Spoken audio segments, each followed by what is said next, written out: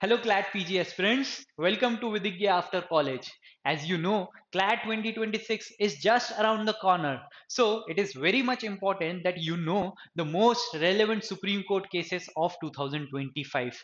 That's why we are bringing for you this series जिसमें हम discuss करेंगे जितने भी 2025 के relevant judgments है वो और उसके साथ you can get the PPT for the same. So let's start with the discussion.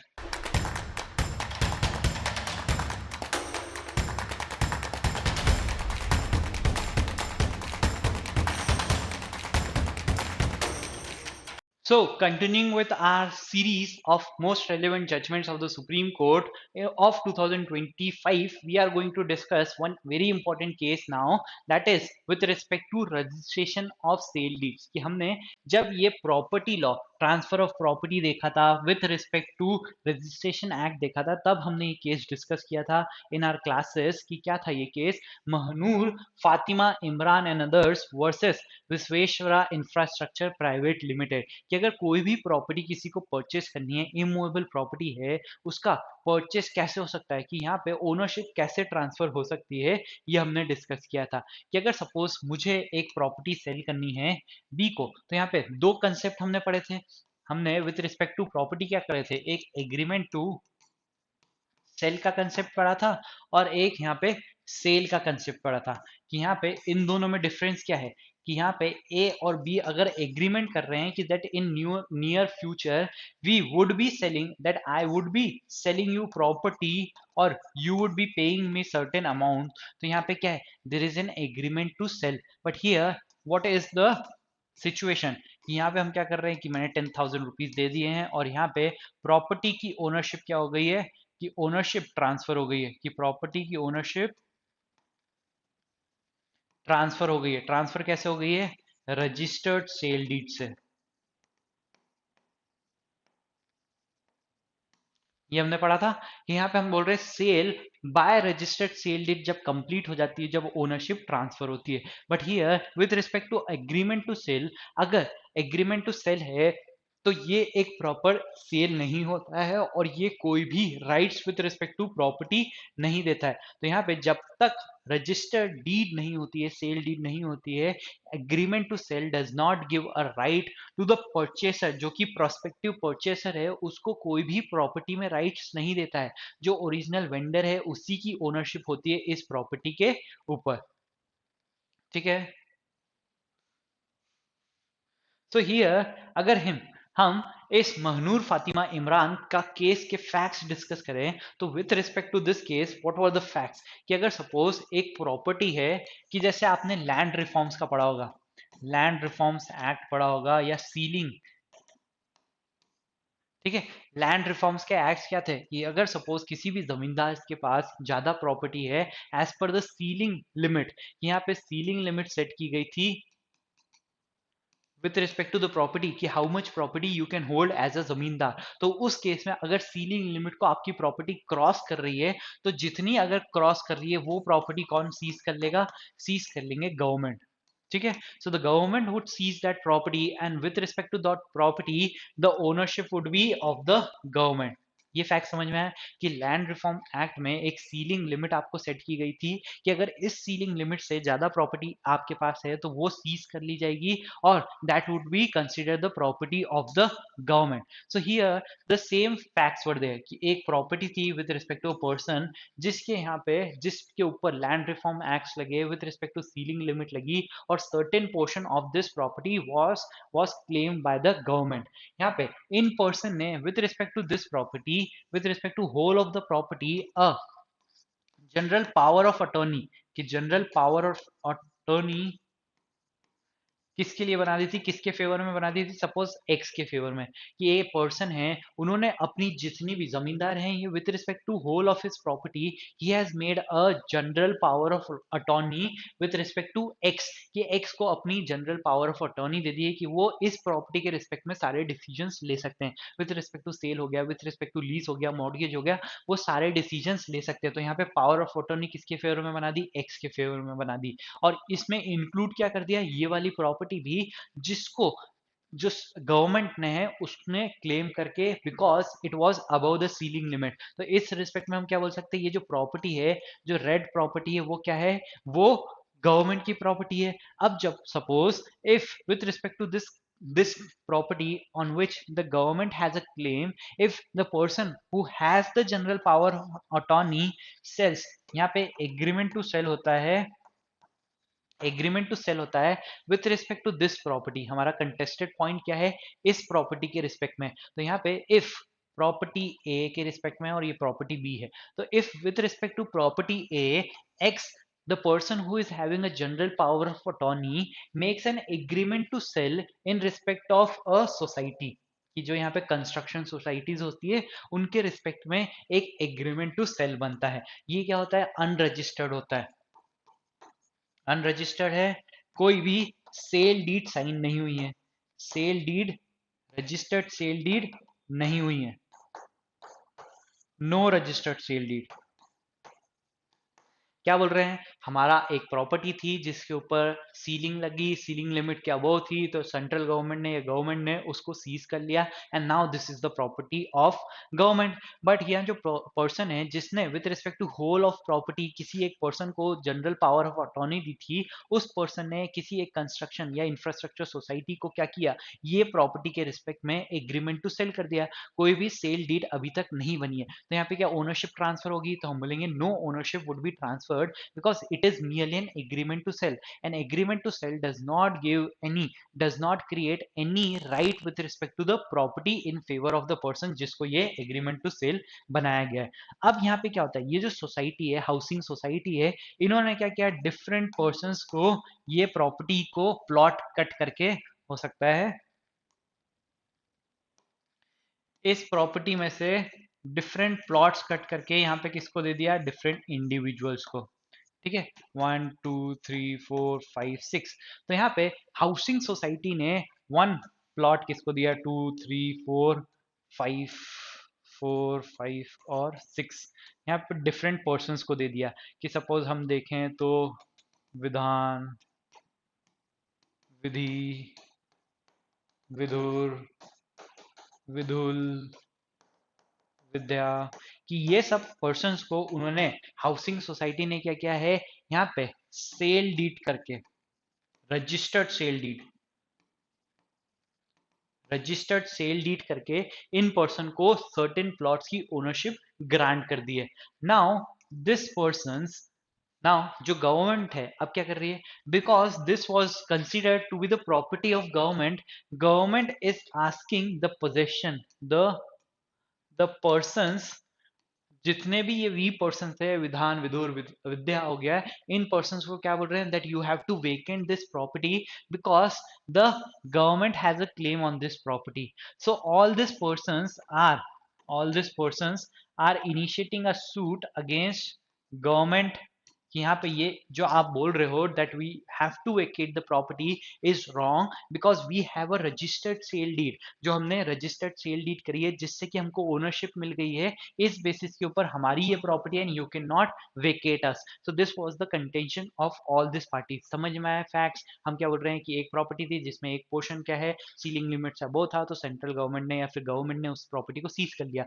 But यहाँ पे जो पर्सन जिसके पास एक जनरल पावर ऑफ अटॉर्नी थी, उसने एग्रीमेंट टू सेल करके एक हाउसिंग सोसाइटी को ये प्रॉपर्टी एग्रीमेंट टू सेल करके दे दी। बट एग्रीमेंट टू सेल क्या ओनरशिप देता है क्या, नहीं देता है। उस रिस्पेक्ट में हाउसिंग सोसाइटी में only solely on the basis of this agreement to sell आगे प्रॉपर्टी को पास ऑन कर दिया विद टू डिफरेंट पर्सन। तो यहाँ पे इनके रिस्पेक्ट में रजिस्टर्ड सेल डीड हुई। अब ये रजिस्टर्ड सेल डीड क्या प्रॉपर टाइटल पास ऑन कर सकती है कि नहीं कर सकती है, this was the contention before the Supreme court.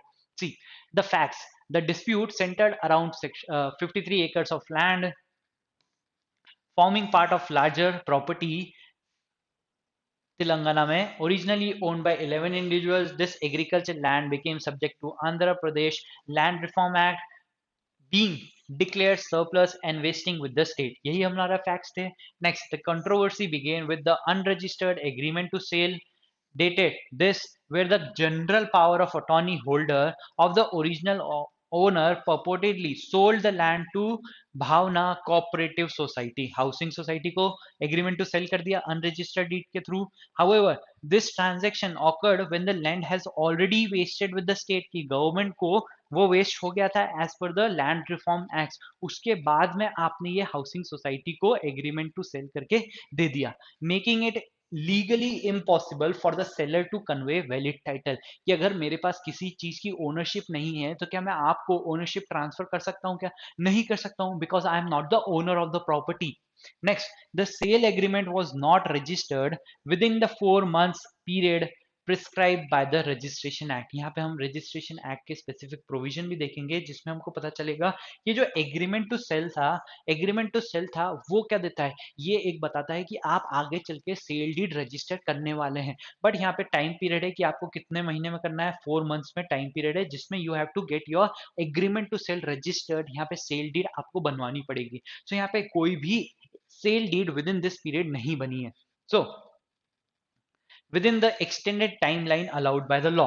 Multiple buyers believe they had legal ownership based on unregistered sale agreements and other documents such as GPA. यहाँ पे एक जनरल प्रैक्टिस होती थी पहले कि पावर ऑफ अटॉर्नी हो गया, उसके साथ में आपका विल हो गया और एक पोजेशन की अथॉरिटी अगर दे दी तो उस बेसिस पे हम क्या बोलते थे कि आपके पास ओनरशिप हो गई. वो भी हम डिस्कस करेंगे with respect to Surya Lam case. The Telangana state industrial infrastructure corporation limited claim valid title, कि जो हम बोल रहे हैं स्टेट गवर्नमेंट के पास है, स्टेट गवर्नमेंट की ओनरशिप है, तो यहाँ पे जो कॉर्पोरेशन है उन्होंने क्या क्लेम किया, because this is the state property we are asking the possession of the land.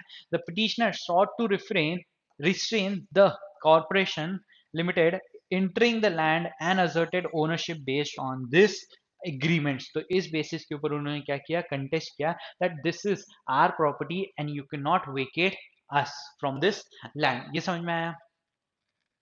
ठीक है. नेक्स्ट, लीगल प्रोविजन जो यहाँ पे इंपॉर्टेंट हो सकते हैं कि अगर हमने बोला कि आपको 4 months के अंडर में आपका एग्रीमेंट टू सेल के बेसिस के ऊपर सेल डीड रजिस्टर कराना है, तो वो कहाँ लिखा है, तो with respect to section 23 of the Registration Act, it provides that no document other than will shall be accepted for registration unless presented for that purpose to the proper officer within 4 months from the date of its execution. कि अगर जो भी मैं deed बना रहा हूं उसको मुझे रजिस्टर कराना पड़ेगा within, has to be registered within 4 months. तो यहाँ पे अगर कोई भी डीड को आपने रजिस्टर ऑफिसर के पास में विद इन 4 months प्रेजेंट नहीं किया है तो it won't be registered after that. तो यहाँ पे ये जो रजिस्ट्रेशन नहीं हुआ है विद इन 4 months कहाँ से हुआ है, कहाँ से हमको पता चला है, section number 23. Next important section of the registration act is section 17, जो क्या बताता है, which documents, which deeds has to be compulsorily registered. Documents of which registration is compulsory. कि अगर आप बोल रहे हो किसी ने कोई इमूवेबल प्रॉपर्टी खरीदी है जो कि 100 रुपए से ज्यादा की है तो उसका सेल डीड से ही ट्रांसफर हो सकता है. ये हम कहाँ भी देखते हैं, ये हम ट्रांसफर ऑफ प्रॉपर्टी एक्ट में ही देखते हैं. उसके बाद में यहाँ पे भी वो लिखता है documents which registration is compulsory. The following documents shall be registered, namely instruments of gift of immovable property. कि अगर मुझे किसी को भी अपनी immovable property गिफ्ट करना है तो वो कैसे कर सकता हूँ, solely on the basis of a registered deed.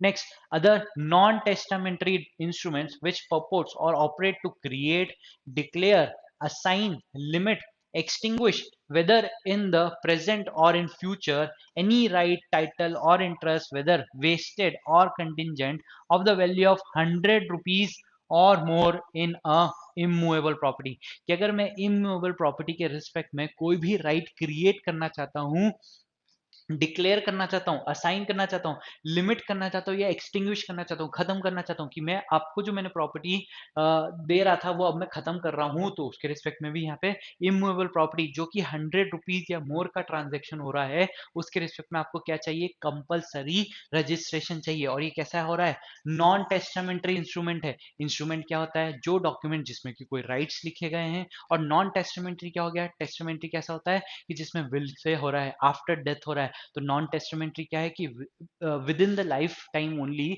The person is transferring his property to another person, तो वो क्या हो सकता है, नॉन टेस्टामेंटरी हो सकता है.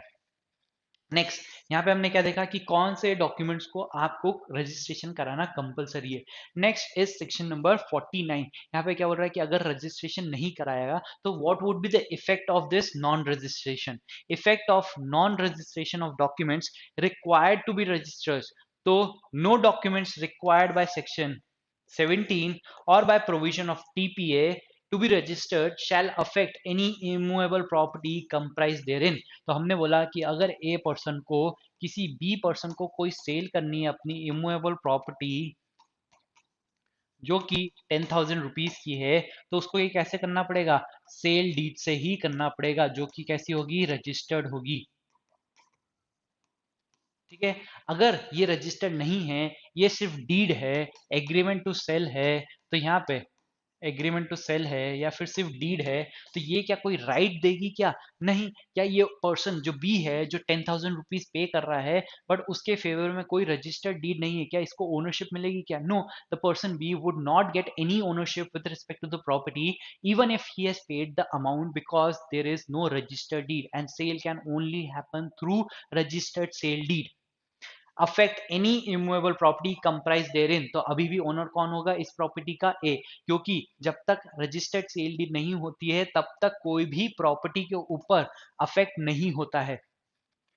confer any power to adopt be received as evidence of any transaction affecting such property or conferring such power unless it has been registered। तो जो ये डीड है, जो एग्रीमेंट टू सेल हो गया या फिर जो डीड है नॉर्मली आपने पेपर पे लिखी है पर रजिस्टर नहीं कराई है, तो इसको आप एविडेंस में भी यूज नहीं कर सकते हो। बट एक एक्सेप्शन होता है कि अगर हम बोलते हैं कि एग्रीमेंट टू सेल का पर्पस ही क्या होता है कि आप आगे चल के क्या करने वाले हो, एग्रीमेंट एग्रीमेंट टू सेल का पर्पस ही होता है कि आप आगे चल के सेल करने वाले हो, कि सेल डीड बनाने वाले हो। तो इस बेसिस के ऊपर ये जो एग्रीमेंट टू सेल है आपका, इस बेसिस के ऊपर आप सिर्फ इसका एज एविडेंस कहाँ यूज कर सकते हो, अगर आप स्पेसिफिक परफॉर्मेंस चाहते हो with respect to the execution of a sale deed. See, provided that an unregistered document affecting immovable property and required by this act or the TPA to be registered may be received as evidence of contract in a suit for specific performance under chapter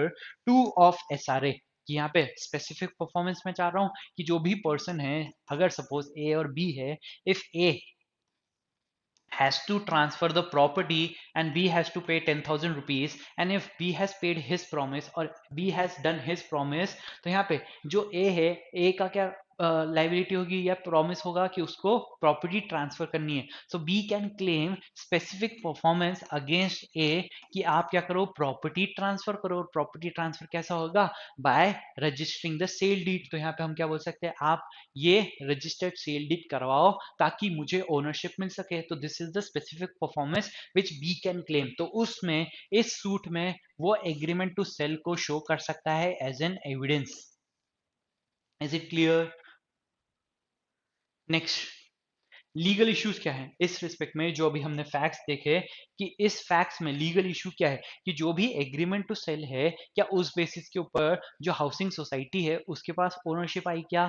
next, ये जो persons को जो registered sale deed से या फिर agreement से इनको property मिली है, तो ये क्या क्लेम कर रहे हैं कि ये जो रजिस्टर्ड सेल डीड है, हमने तो रजिस्टर्ड सेल डीड करी है तो हमारे पास ओनरशिप होनी चाहिए। बट अगर suppose prior party does not have a rightful title with respect to the property, can he further transfer to any other person the rightful title, कि अगर मेरे पास ही राइटफुल टाइटल ही नहीं है फिर भी क्या मैं रजिस्टर्ड सेल डीड के से आपको राइटफुल टाइटल ट्रांसफर कर सकता हूं क्या। So this were the questions before the Supreme Court. See, whether an unregistered sale agreement even if validated later followed by registered instrument, कि यहाँ पे जो सेम यही हो रहा है कि पर्सन ने अनरजिस्टर्ड सेल डीड है, उसके बेसिस के बाद में बाद में क्या हुआ, रजिस्टर्ड सेल डीड हुई है। तो यहाँ पे जो लेटर रजिस्ट्रेशन है, क्या वो जो डिफेक्ट था प्रायर नॉन रजिस्ट्रेशन का, इसके पास में भी टाइटल नहीं था, तो क्या इनको इनको वो सही कर सकता है क्या। Next, can confer valid title or possession. Next, the validity and enforceability of sale agreement and GPS that were not registered within the statutory time frame. कि अगर जो टाइम फ्रेम दिया गया था कि 4 मंथ्स में अगर आपको कोई डीड है उसको रजिस्टर कराना है, and if you are not getting the deed registered within this period, तो उसकी वैलिडिटी क्या होगी? क्या वो वॉइड हो जाएगी उसके बाद में? क्या उसकी कोई लीगैलिटी नहीं होगी? क्या कोई value in eyes of law नहीं होगी क्या? So the Supreme Court considered or analyzed certain points. तो यहाँ पे एक जो important केस रिफर किया गया, Suraj lamp and industries versus state of Haryana, कि यहाँ पे क्वेश्चन क्या था कि अगर सपोज कोई भी पर्सन ने, किसी पर्सन ने, कि अगर सपोज हम बोले हैं कि ए पर्सन अपनी प्रॉपर्टी को ट्रांसफर करना चाहता है बी को, तो वो कैसे कर सकता है? सेल डीड से कर सकता है।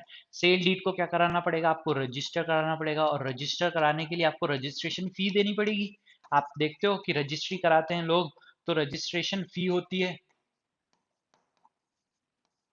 कि मुझे कोई प्रॉपर्टी खरीदनी है तो उस रिस्पेक्ट में मुझे रजिस्ट्री करानी पड़ती है उस प्रॉपर्टी की, और रजिस्ट्रेशन फी पे करना पड़ता है। तो वो जब अगर सपोज 24 लाख की अगर मैं प्रॉपर्टी खरीद रहा हूँ, तो 1.5 लाख हो सकता है या 2 लाख हो सकता है कि रजिस्ट्रेशन फी मुझे देनी पड़े। तो ये क्या बोल सकता हूँ मैं कि ये रजिस्ट्रेशन फी देनी पड़ेगी। अब to escape this registration fee और to escape the registration, some person started doing, कि यहाँ पे एक टेक्निक उन्होंने यूज करी। उन्होंने क्या किया?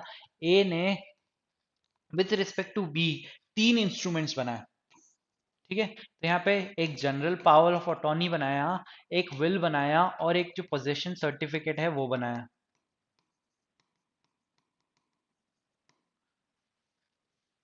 ठीक है, यहाँ पे क्या बोल रहे हैं हम कि 3 डॉक्यूमेंट्स बनाए with respect to this same property में, instead of getting it registered sale deed बनाने की जगह उन्होंने क्या किया? एक पावर ऑफ अटर्नी बनाई, एक विल बनाई, और एक पोजीशन सर्टिफिकेट दिया। तो यहाँ पे बी को उन्होंने पोजीशन सर्टिफिकेट दिया for for his life time. उसके बाद में क्या बोला कि यहाँ पे मेरी डेथ के बाद में, ए अपनी डेथ के बाद ये प्रॉपर्टी किसको जाएगी? बी को जाएगी। मतलब विल बना रहा है। और पावर ऑफ अटॉर्नी क्या होता है कि यहाँ पे with respect to this property आप सारे डिसीजंस ले सकते हो, विथ रिस्पेक्ट टू सेल हो गया, लीज हो गया, मॉर्गेज हो गया। सो यहाँ पे जनरली अगर हम देखें इस डॉक्यूमेंट से आप क्या कर रहे हो? उनको ओनरशिप जैसे पावर्स दे रहे हो। आप रजिस्टर्ड सेल डीड नहीं कर रहे हो, बट उनको ऐसे राइट्स दे रहे हो जिससे कि वो ओनर के राइट्स एक्सरसाइज करें। कि पावर ऑफ अटॉर्नी है मतलब मैं सारे डिसीजन ले सकता हूँ, एक ही डेथ के बाद ये प्रॉपर्टी मेरी हो जाएगी, उसके बाद में मेरे पास अभी राइटफुल पोजीशन भी है। तो यहाँ पे इन डॉक्यूमेंट्स के बेसिस के ऊपर मुझे ownership rights, ownership like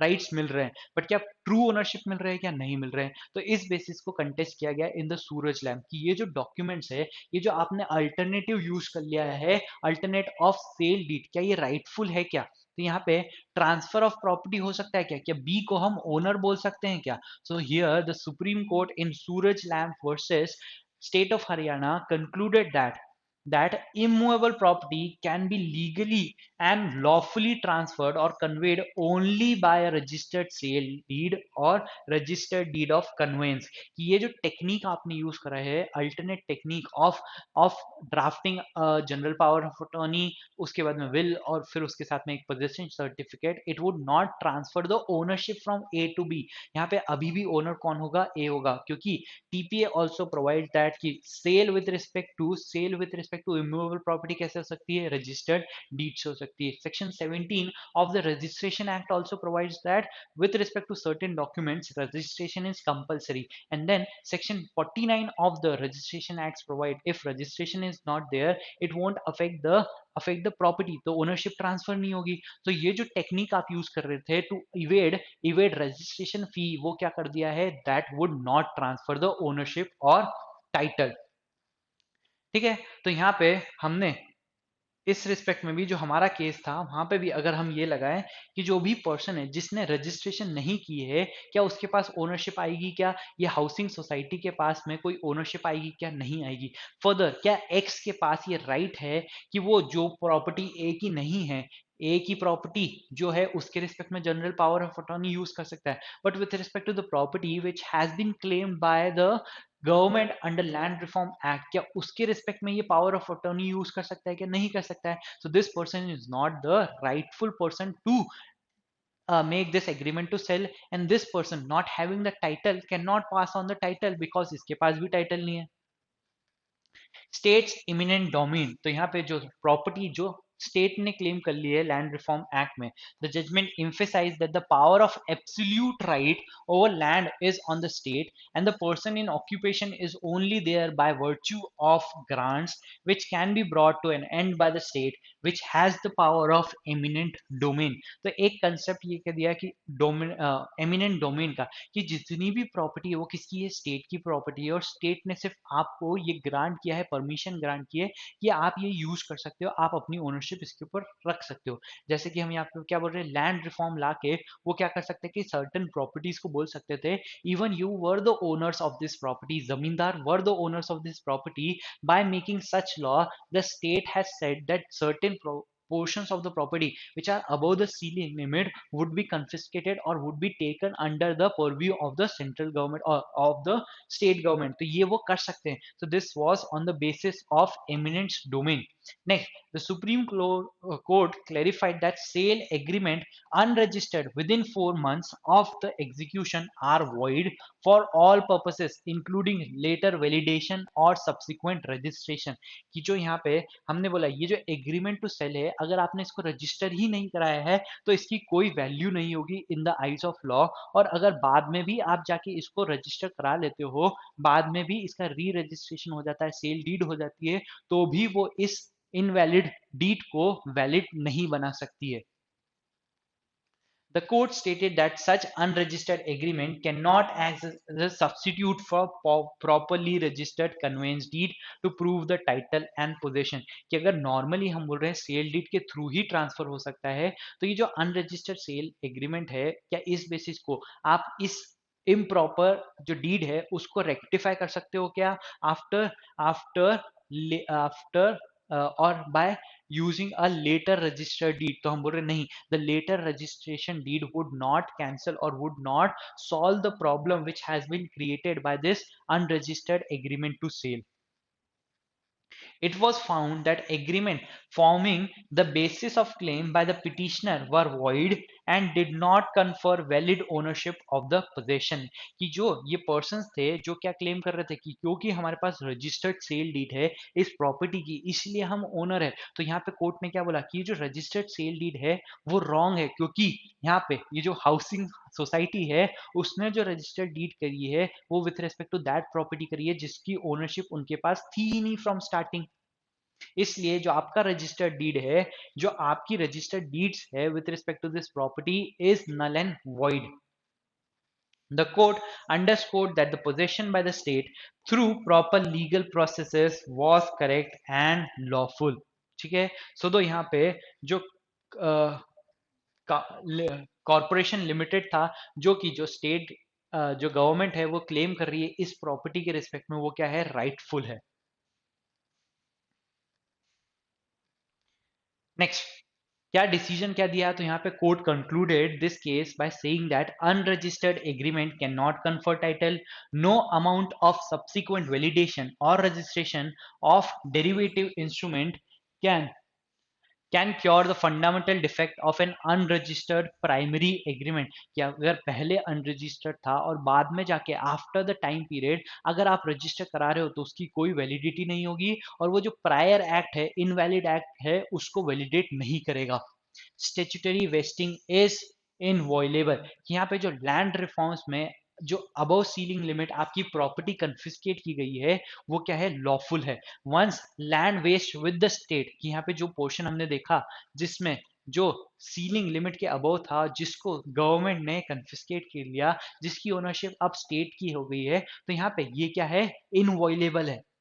Once land waste with state under land reforms law, private parties cannot create valid titles through unregistered transaction. की हमारे केस में भी यही हुआ कि जैसे ही यहाँ पे लैंड एक्वायर कर लिया है by the government under land reforms act, no person who is not authorise with respect to this property transfer और गिव एनी और make any transaction with this with respect to this property with respect to this property. क्या बोल रहा है कि यहाँ पे इस प्रॉपर्टी के रिस्पेक्ट में जिसकी ओनरशिप किसके पास आ गई है, स्टेट के पास आ गई है, so no person, no private person can make a transaction with respect to this property. Next, fraudulent documents void ab initio. Manipulated agreements with material discrepancies cannot form the basis of any legal claim. तो यहाँ पे जो भी housing societies ने ये registered deeds करवाई थी, ये बाय फ्रॉड यूज करके करवाई है, क्योंकि उन्होंने क्या बोला, हमारे पास ओनरशिप है और हम आपको क्या कर रहे हैं, रजिस्टर्ड डीड करवा रहे हैं। तो जितनी भी ये डॉक्यूमेंट्स हो गए वो कितने, ये रजिस्टर्ड डीड्स हो गई, सेल डीड हो गई, वो क्या है, फ्रॉडुलेंट है और वो क्या होगी, void ab initio. Interims order do not establish possession, कि जब ये प्रोसीडिंग्स चल रही थी उस टाइम पे अगर सुप्रीम कोर्ट ने या फिर किसी भी कोर्ट ने ये बोला है कि आप जो ये पर्सन है उनके पोजेशन को हैम्पर मत करो during the time of the proceedings of this case, तो ये आपका जो इंटरिम ऑर्डर्स है ये नहीं शो करता है that the person is in rightful possession. It is only for the duration during which the proceedings are pending. और वो क्यों है कि जब तक ये मैटर सेटल नहीं हो जाता कि जो स्टेटस को है वो मेंटेन होना चाहिए, इसीलिए हमने आपका पोजीशन डिस्टर्ब नहीं किया। That does not mean that you have the valid और lawful position. Court's order maintaining status quo cannot be used to prove actual physical possession. So by this we can say that the registered sale deed के ही through आप क्या कर सकते हो, property को transfer कर सकते हो। अगर prior unregistered agreement to sale है जो कि आपने within the time period जो कि सेक्शन 23 में बताया गया है 4 मंथ्स का, अगर उसमें आपने रजिस्टर नहीं कर रहे हो तो आपका जो एग्रीमेंट टू सेल है वो क्या हो गया, इनवैलिड हो गया, और कोई उसकी वैलिडिटी नहीं होगी। If you now do any sale deed after that तो वो क्या होगी, वो इममटेरियल होगी। ठीक है, सो ये था आज का judgement. I hope it was helpful for you. Download the PPT for the same. और अगर आपको ऐसे ही वीडियोस और देखने हैं तो सब्सक्राइब करें हमारे चैनल को विदिज्ञ after college. Best of luck.